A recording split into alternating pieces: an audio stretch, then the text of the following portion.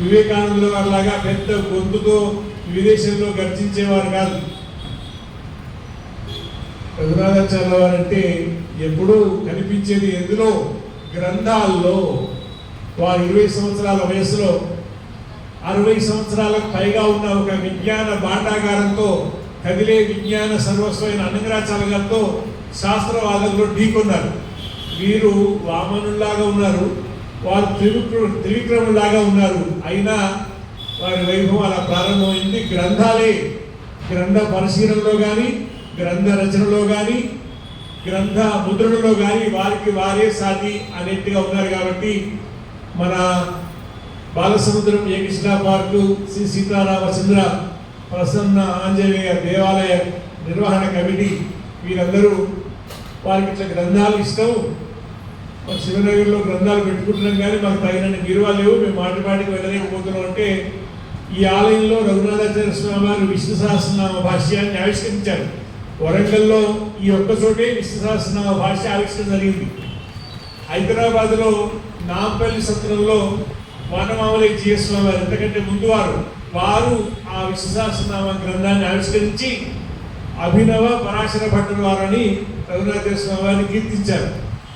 అలా వారు ఏ విష్ణు సహస్రనామ గ్రంథాన్ని ఇక్కడ వ్యాఖ్యానాన్ని ఇక్కడ ఆవిష్కరించినారో అక్కడ ఈ చోట్లో ప్రస్తుతం ఒక 4 బీరువాలను పెట్టుకొని కొన్ని విలువైన గ్రంథాలను కొన్ని నెలల పాటు శాశ్వతంగా ఈ బీరువాలను ఇక్కడే పెట్టి, మేము ఆలయం కట్టుకుంటే మీ బీరువాలు పెట్టుకోవడం ఏంటి అని ఎవరు ఆక్షేపించకుండా, బాగా వర్షం వస్తే ఆ వర్షంలో తడవకుండా ఉండడానికి ఏ ఇల్లు కనపడితే ఆ ఇంటి చూపులో నిలబడి వర్షం తగ్గే వరకు నువ్వెందుకు మేము ఇల్లు కట్టుకుంటే మా పంచ నుంచి చేరావని ఇంటి వాడు అన్నారు. మేము కట్టుకున్న ఇల్లు ఈ వ్యక్తి వర్షంలో తడవకుండా కొంతకాలం కాపాడింది కదా అని ఇంటి వాళ్ళు సంతోషించినట్టు ఈ దేవాలయ కమిటీ వారు, ఇక్కడి అర్చకులైనటువంటి శ్రీనివాసరావు గారు, వారి సహాయకులు పెద్దలందరూ ఆమోదించి ఇలా ఒక 70,000 ఖర్చుతోటి మేము ఈ బీరువాలను ఇక్కడ పెట్టుకోవడానికి అనుమతించారు. వారందరికీ మా రఘునాథాచార్య స్వామి వారి యొక్క పరిపూర్ణమైన మంగళాశాసనాలు ఉండాలని, అష్టాక్షి స్వామి వారి యొక్క అనుగ్రహము వారి మంగళాశాసనం ఉండాలని కోరుకుంటూ అది పూర్వరంగంగా కార్యక్రమం జరిగింది. ఇప్పుడు రఘునాథాచార్య స్వామి వారి దగ్గర విద్యాభ్యాసం చేసి రఘునాథాచార్య స్వామి వారి వీరునామాలు రాసిన ప్రకారంగా వారు పరమపదించిన తర్వాత వారి యొక్క చర్మ కైంకర్యాలను సక్రమంగా శాస్త్రీయంగా నిర్వహించినటువంటి వారు ఉభయ వేదాంత ప్రవర్తక శ్రీమాన్ పరమపదవాసులు ముడుంబై వరదాచార్య స్వామి వారు. వారు ఆలయాల్లో జరిగే అధ్యయనోత్సవము, పరమపదోత్సవం, నమ్మాళ్ళ పరమపదోత్సవం ఏ క్రమంలో సాగుతుంది అనే క్రమాన్ని, ఇళ్లలో సాగేటువంటి ఆ యొక్క శ్రీ వైష్ణవ ప్రపన్నుల యొక్క పరమపదోత్సవం, ఆ సేవాకాలాలు ఎలా జరుగుతాయి అనేది ఒక గ్రంథంగా వేశారు, సంకలన గ్రంథంగా. ఆ గ్రంథం చాలా ప్రాచుర్యం పొందింది. ఒకసారి ప్రింట్ అయింది, కాపీలు అయిపోయినాయి, రెండోసారి ప్రింట్ అయింది, కాపీలు అయిపోయినాయి. రఘునాథాచార్య స్వామి మంగళాశాసనం చేశారు. ఆ గ్రంథాన్ని మరికొన్ని అంశాల చేరికతో మన సత్సంప్రదాయ పరిరక్షణ సభ ట్రస్ట్ పక్షాన, సత్సంప్రదాయ పరిరక్షణ సభ ట్రస్ట్ పక్షాన ముద్రించుకోవడానికి పర్మిషన్ అడిగితే వారి కుమారుడు వరదాచార్య గారు, కుమారుడు సీతారామచార్య గారు, శ్రీనివాసాచార్య గారు వారిద్దరూ దయతోటి అనుమతించారు. వారికి సాష్టాంగ ధన్యవాద ప్రణామం. అసలు వరదాచార్య స్వామి వారు పరమపదించిన విషయం వాట్సాప్లో విజయవాడ కూడా తెలిసింది. అష్టాక్ష స్వామి వారు ఫోన్ చేశారు. అదేంటి మన వరంగల్ స్వామి గారు కొంచెం ప్రసిద్ధులు, రఘునాథాచార్య స్వామి వారి గోష్ఠిలో చూసారు వారిని. వారు ఏమైంది అంటే ఇలా ఇది జరిగిందండి, కొంతకాలంగా అనారోగ్యంగా ఉన్నారంటాయో అలాగా అన్నారు. వారు ఎవరి పరోపదించిన సందర్భాన్ని జ్ఞాపకం చేసినారో వారి సింహస్థాల ద్వారానే ఈరోజు ఆ గ్రంథం లోకానికి అందాలి అని ఒక ప్రయత్నం జరిగింది. విష్ణు సహస్రనామ భాష్యం అందంగా, అద్భుతంగా రఘునాథాచార్య స్వామి వారు ఒకసారి ముద్రించారు, కాపీ లేకపోతే రెండోసారి ముద్రించారు. వారు పరోపదించిన తర్వాత వారి శత జయంతి ఉత్సవ ప్రత్యేక విశేషంగా ఈ సంస్థ అధ్యక్షులైన సుమతి గారు, వరదారెడ్డి గారి యొక్క అనుమతితో 7 లక్షల రూపాయలతోటి ఆ గ్రంథాన్ని చిరంజీవి స్వామి వారి శ్రీహస్తాల ద్వారా ఏప్రిల్ 20 ఆవిష్కరణ చేస్తున్నాం. ఆ గ్రంథాల ప్రచారం ఈ మధ్యన బాగా సాగుతుంది. ఆ గ్రంథాలు అమ్ముతుంటే వచ్చిన డబ్బులతోటి ఆ 40,000 ఈ 70,000 1,10,000 కేవలం విష్ణు సహస్రనామ గ్రంథాల యొక్క ద్రవ్యమే. ఆ ద్రవ్యంతో ఈ 2 మంచి పనులు జరిగినాయి. ఇవాళ ఆ గ్రంథం స్వామివారి సిఎస్ఆర్ ద్వారా ఆవిష్కరింపజేస్తున్నాం వాళ్ళు ప్రార్థించి. ఆ తర్వాత మన గ్రంథాలు మన కుడివైపున గేటు దగ్గర అందుబాటులో ఉంటాయి, కానీ ఇప్పుడు కావు. కార్యక్రమం అయిపోయిన తర్వాత మన సరస్వతి గారు, అనంత గోపాలకృష్ణ గారు అక్కడ ఉంటారు. ఒక 100 రూపాయలు మాత్రం మీరు అందించి ఆ గ్రంథం తీసుకోండి. ఎవరైతే ప్రబంధాధ్యయనం చేస్తారో వారందరికీ ఒక గైడ్ లాగా, హ్యాండ్ బుక్ లాగా ఉపయోగపడుతుంది. ప్రబంధం చేసేవాళ్ళు ఒక దగ్గర శాత్మర, మళ్ళీ ఇంకో శాత్మర ఇవన్నీ అక్కడ కాగితాల గుర్తులు పెట్టుకొని స్వాములందరూ గబగబా అనుసంధానం చేస్తుంటే వీళ్ళు ఆతృతతో అవన్నీ చేస్తుంటారు. అలాంటి కష్టం లేకుండా ఒకే దగ్గర అన్ని శాత్మలు ఉండేలాగా ఆ గ్రంథంలో ఉంది. అలా ఈ భక్తులందరికీ, ప్రబంధం తెలిసిన భక్తులందరికీ ఒక హ్యాండ్ బుక్ లాగా ఉపయోగపడే ఒక మంచి కానుక రఘునాథాచార్య స్వామి వారి శత జయంతి సందర్భంగా. ఈ గ్రంథంలో కోయిల్ తిరువాయుమడి ముందు లేకుండే రఘునాథాచార్య స్వామి వారి అన్నారట, దీంట్లో కోయిల్ తిరువాయుమడి చేరిస్తే బాగుండేదని. అది వరదాసన గారు రాసుకున్నారు. పేజీలు ఎక్కువైతే ఏం చెప్పి మేము చేయలేదన్నారు. మనకు ఆ పెంకలేదు కాబట్టి అది కూడా కలుపుకొని ముద్రించాము. ఇప్పుడు ఆ గ్రంథం సమగ్రంగా ఉంది. శ్రీ హస్తాక్షరి స్వామి గారు మన రఘునాథాచార్య స్వామి వారికి విజయవాడలో ఘనంగా గజారోహణం అనే గొప్ప సన్మానాన్ని ఇస్తారు.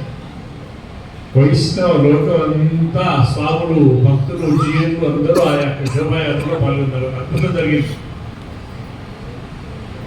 మొట్టమొదటిసారి రఘునాథాచార్య స్వామి వారు వారికి ఇష్టం లేకపోయినా అందరి మాట విన్నారు. అదేంటంటే వీరు ఉత్తరం రాశారు, మాకు మీ కళ్ళు వచ్చింది, మీకు సన్మానం చేయాలని పెరుమాళ్ళు మాకు ఆదేశించారు, మీకు తులాభార సన్మానము, కనకాభిషేకము చేస్తామని.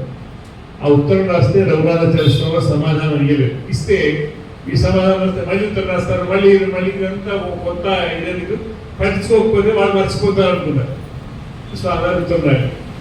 మళ్ళీ ఉత్తరం వచ్చింది, మళ్ళీ సమాధానం రాయలేదు. ఈసారి రఘునాథాచార్య స్వామి వారు, చిన్నయ్య స్వామి వారు సభ చేసి సీతానగరానికి వచ్చారు. రఘునాథాచార్య స్వామి వారు అక్కడికి వచ్చారని తెలుసుకొని అష్టాక్ష స్వామి వారు అప్పటికి వీరు సన్యాసాశ్రమం స్వీకరించలేదు. వీరు శిష్యులు సుమారు 200 మంది వచ్చారు. మీకు తులాభార సన్మానం, కనకాభిషేకం చేస్తాం కనుక స్వామి గారు ఏమి మాట్లాడలేక సరే అన్నారు. సరే అన్నాక ఇదంతా అద్భుతంగా జరిగింది. ఆ పెద్ద కళ్యాణ మండపం కూర్చున్న వాళ్ళు కాక ఎంతో మంది నిలబడ్డారు. నిలబడడానికి కూడా స్థానం సరిపోయినంత గొప్పగా. వారు ఏమన్నారంటే, మీరందరూ చాలా మంది ఇక్కడ వైశ్య భక్తులు ఉన్నారు, మీరు వ్యాపారంలో మెడపోగలవారు, మీరందరూ వచ్చి తులాభారం చేస్తారు, రోజు మీరు త్రాసు పడుకునేవాడు కాబట్టి, కానీ మీ వల్ల కాదు, ఎవరి వల్ల కాదు, సంప్రదాయాన్ని తూచడం భగవంతుడు కూడా అని చెప్పడం అట్లా సాధ్యం కాదు. ఈ సంప్రదాయం గొప్పది, ఎంత బరువైనదంటే ఏ త్రాసులో పట్టదు. కానీ సంప్రదాయమా కొలవలేనిది, ఈ శరీరమా నిలిచేది కాదు, విలువలేనిది, స్థిరమైనది కాదు, అశాశ్వతమైనది. అశాశ్వతమైన దాన్ని కొలిచినా దండగే, శాశ్వతమైన సంప్రదాయాన్ని కొలవలేకపోయినప్పుడు ప్రయత్నించినా దండగే. కానీ ఇంతమంది వచ్చి అడిగిన తర్వాత ఒప్పుకోకపోతే ఏ మనిషి అంటే కొన్ని మనిషి మూర్ఖులేమో అనుకుంటారేమోనని, మూర్ఖుడిని కాదని, మొండివాడిని కాదని, అందరి అభిప్రాయాన్ని అంగీకరించేవాడిని, మన్నించేవాడిని నేను అంగీకరించాను. కానీ మన సంప్రదాయం కొలిచేది కాదు, వెలగట్టేది కాదు, దాన్ని వర్ణించిన తగ్గని గొప్పది అని రఘునాథాచార్య స్వామి చెప్పారు.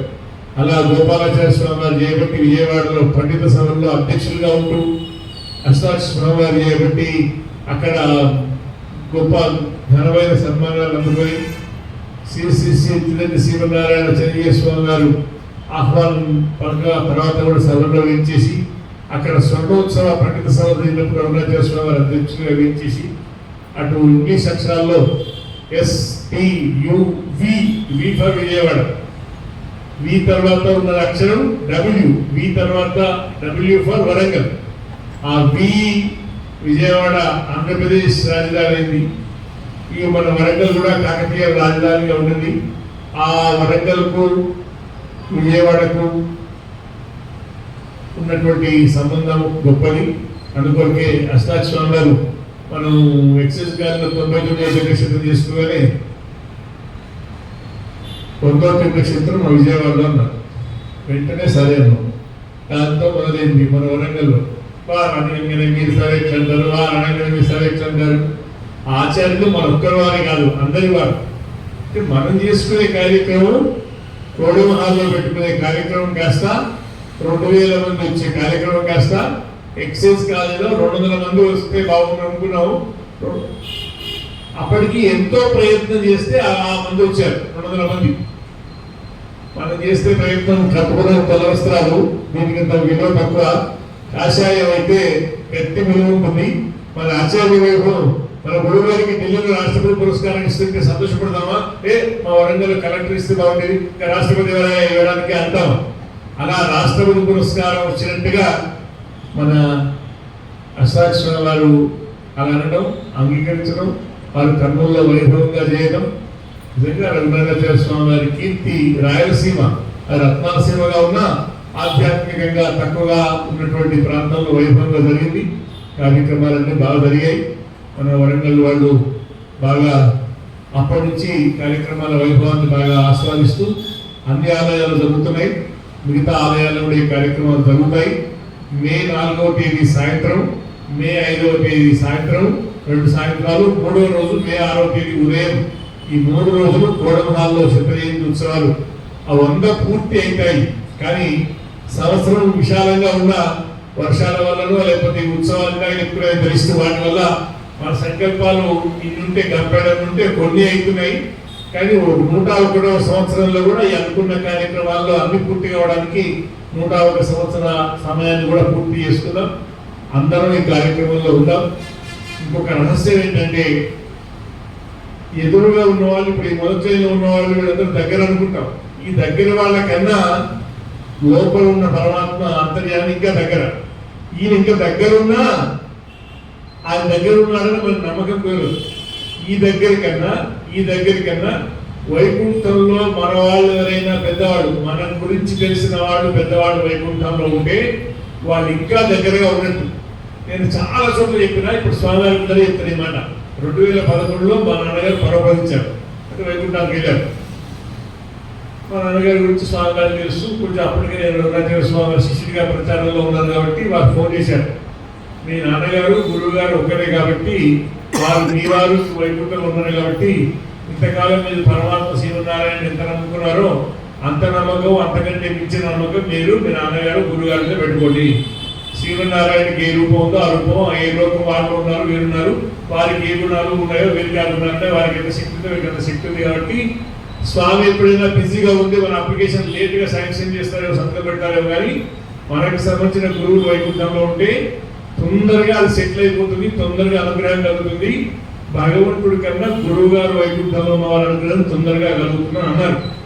అది నేను అర్చనాలు చెప్పిన ప్రతి సందర్భంలో చెప్తూ ఉంటే అలా వైకుంఠంలో వచ్చే రఘునాథాచార్య స్వామి గారు ఇంత వైభవంగా కార్యక్రమాలు జరిపిస్తున్నారు. ఏ కార్యక్రమం ఆటంకం కాదు. దీంట్లో కూడా ఒక విశేషం ఏంటంటే ఫిబ్రవరి నెలలో స్వామివారి దినక్షేత్రం తిరుపతిలో జరిగింది. స్వామివారితో పాటు వీరు కొంచెం సీఎంతో కలిసి తిరుమల వెంకటేశ్వర స్వామి గారి దర్శనం, అచాత్మ దర్శనంలో కులశేఖర పడి, ముగ్గురు జిఎస్ స్వామి గారు, మధ్యలో ఇంకో స్వామి గారు, 5వ వార్డు నేను, అందరు శాత్మలు అవుతూ మా పిల్లలు కూడా శాత్మలు అనుసంధానం అయినా 2 సార్లు ప్రార్థించాలి. ఈ కార్యక్రమం నువ్వే జరిపించాలి, ఏ విఘ్నం లేకుండా జరిపించాలి, వైభవంగా జరిపించాలి అని గట్టిగా కోరడం అయింది. అవన్నీ బాగా జరిగినాయి. మొన్నటి వరకు అన్ని వర్షాలు ఉన్నాయి. ఇవాళ ముహూర్తం చూడలేదు, ఏం లేదు. మన ఆలయ వాళ్ళతోటి మన దేవరూపల గ్రామానికి వెళ్ళే రోజు వెళ్ళినప్పుడు మాట్లాడలేదు 9వ తారీఖుని. ఇవాళ వర్షం లేకుండా ఏ ఆటంకాలు లేకుండా జరిగిందంటే ఆ పరమాత్మ శ్రీమన్నారాయణుడు అక్కడి నుంచి, రామచంద్రుడు ఇక్కడి నుంచి, రఘునాథాచార్య స్వామి వారి అనుగ్రహం, పెద్దలైనటువంటి వారి యొక్క సత్య సంకల్ప జీవస్వామి వారి అనుగ్రహం కారణం చెప్తూ మరొకసారి అందరికీ ఆలయంలో ఉన్న అందరికీ కృతజ్ఞత చెప్తూ, వైష్ణవ సంప్రదాయంలో ఉండేది ఏంటంటే ప్రేమ, ఒకరికొకరు కలిస్తే ఉండే ఆనందం. భగవంతుడు కలిసిన దానికన్నా భగవత్ భక్తులతో కలిసి ఉండడం ఒక అదృష్టం. భక్తులు ఎక్కడ ఉంటే భగవంతుడు పిలవకపోయినా వస్తాడు. కాబట్టి మన వైష్ణవ సంప్రదాయంలో ఉండే వాళ్ళ భక్తులు అన్ని కాలనీల నుంచి చాలా మంది వచ్చారు. ఇది మంచి శుభసూచకం. అందరికీ ప్రత్యేకంగా కృతజ్ఞతలు. ఇప్పుడు మన ఆలయ పక్షాన ఈ కార్యక్రమం సత్సంప్రదాయ పరిరక్షణ సభ సంకల్పించిన సత్సంప్రదాయ పరిరక్షణ సభ పాత్ర పావుల వంతు కూడా తక్కువే. కానీ ఆలయం యొక్క కమిటీ వాడు, అర్చకుడు, ఆలయాలందరి యొక్క భక్తులందరి సహకారమే ప్రధానం. కాబట్టి స్వామివారి యొక్క మంగళాశాసనం అందరికీ, ఆలయంలో ఉన్న అందరికీ, కార్యక్రమానికి వచ్చిన అందరికీ అందుతుంది.